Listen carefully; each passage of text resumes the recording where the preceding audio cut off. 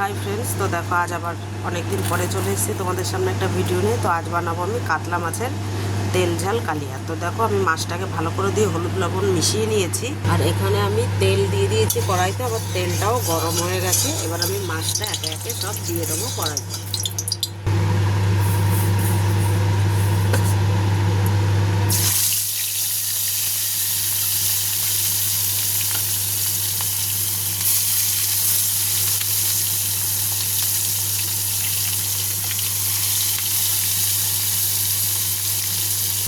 আর এদিকে দেখো আমি কিন্তু একটা পেঁয়াজ, 6-7টা কাঁচা লঙ্কা, আদা, রসুন আমি এটাকে মিক্সিতে দিয়ে নিয়েছি। এবার আমি এটাকে পেস্ট করে নেবো।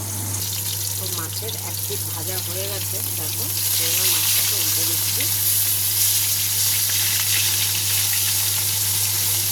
মাছের এই পিঠটা হওয়ার অপেক্ষা। তো দেখতে পাচ্ছ বন্ধুরা, মাছটা কিন্তু আবার পুরো সুন্দর করে লাল লাল করে দেখো ফ্রাই করা হয়ে গেছে। এবার আমি মাছগুলোকে নামিয়ে দেবো। বাকি মাছটাকেও আমি একইভাবে ফ্রাই করে নেব। তো দেখো বন্ধুরা, আমি কিন্তু সব কটা মাছ সুন্দর করে ফ্রাই করে নিয়েছি। এবার আমি এই কড়াইতেই দিয়ে দেবো কিছু গোটা জিরে। দেখতে পাচ্ছ আমি এবার একটু দিয়ে দিলাম একটু জিরে, গোটা জিরে, আর সামান্য দেখো সামান্য একটু চিনি।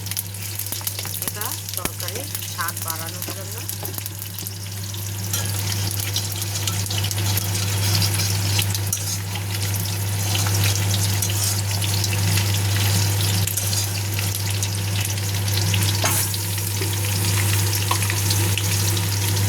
এবার দেখো আমি এখানে যে মশলাটা পেস্ট করে রেখেছি এটা কিন্তু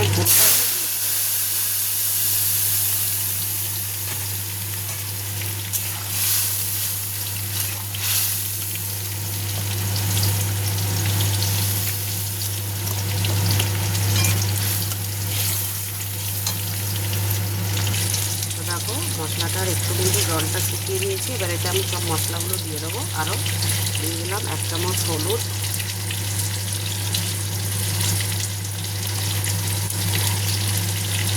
1 চামচ জিরের গুঁড়ো, আর 1 চামচ লবণ। এটাকে দিয়ে ভালো করে এবার এটাকে মিশিয়ে নিতে হবে। সুন্দর করে মিশিয়ে পুরো কষাতে হবে সুন্দর করে, যতক্ষণ না মশলা থেকে তেল ছাড়ছে। মশলা থেকে যতক্ষণ না তেল ছাড়বে ততক্ষণ কিন্তু মাছটা দেওয়া যাবে না, জলও দেওয়া যাবে না। এইভাবে সুন্দর করে এটাকে কষিয়ে নিতে হবে। দেখো বন্ধুরা, মশলাটা কিন্তু আমার কষানো হয়ে গেছে। দেখতে পাচ্ছি মশলা থেকে একদম সুন্দর তেল ছাড়তে শুরু করে দিয়েছে। ও আমার মশলাটা কষানো হয়ে গেছে। এবার কিন্তু আমি এতে জল দিয়ে দেবো।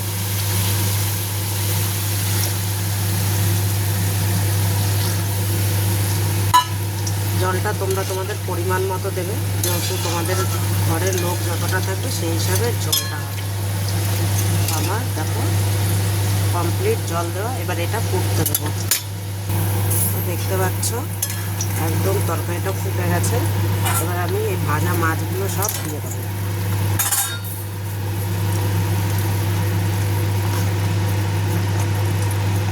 এটাকে আর একটু হতে দেবো, যেহেতু মাছটা দিয়েছে একটু ফুটবে, জলটাও আরও কমবে। তো দেখতে পাচ্ছ বন্ধুরা, আমার কিন্তু তরকারিটা রেডি হয়ে গেছে, মাছের কালিয়াটা। এবার এতে আমি সামান্য গরম মশলা দিয়ে দেবো। বেশি দেওয়াটা লাগবে না, অল্প দিলেই হয়ে যাবে। জাস্ট সেন্ট বেরোচ্ছে। আমি তো তোমাদের গন্ধটা শোকাতে পারবো না অবশ্যই ক্যামেরাতে। তো তোমরা দেখেই বুঝতে পারছো তরকারিটা কতটা লোভনীয় আর কতটা টেস্টি হবে। তো এবার আমি সবজিটাকে নামিয়ে দেবো। তো দেখো আমি কিন্তু সবজিটাকে নামিয়ে দিয়েছি, তরকারিটাকে। আমার মাছের কালিয়া রেডি।